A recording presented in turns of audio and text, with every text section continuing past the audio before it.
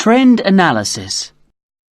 We have with us in the studio Nicola Bailey, our social affairs commentator, to give us some perspective on the changes that have taken place in our working lives over the last 20 years or so.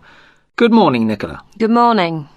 Now, we hear an awful lot these days about the end to a job for life, the rise of flexible working, the numbers of women now engaged in employment, and so on.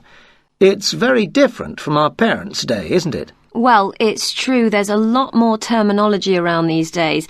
Anyone would think from listening to the media that some kind of social revolution was going on. And are you saying that these are not real trends for the future?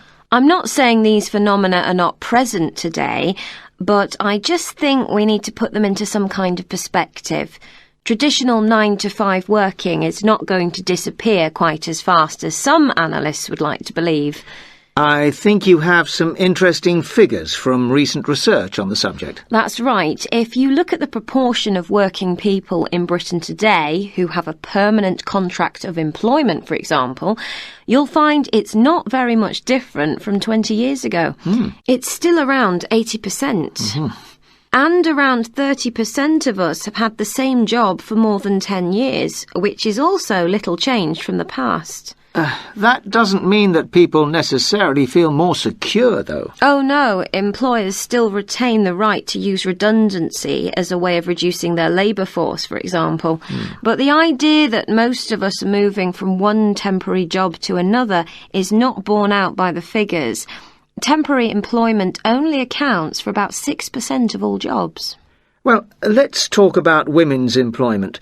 Isn't it true that there are far more women in the workplace today? Oh yes, there are certainly more women with dependent children in the workforce than before, but the overall proportion of women in full-time work hasn't really changed in 25 years, especially in the more traditional sectors, clerical, secretarial and sales jobs. Yeah.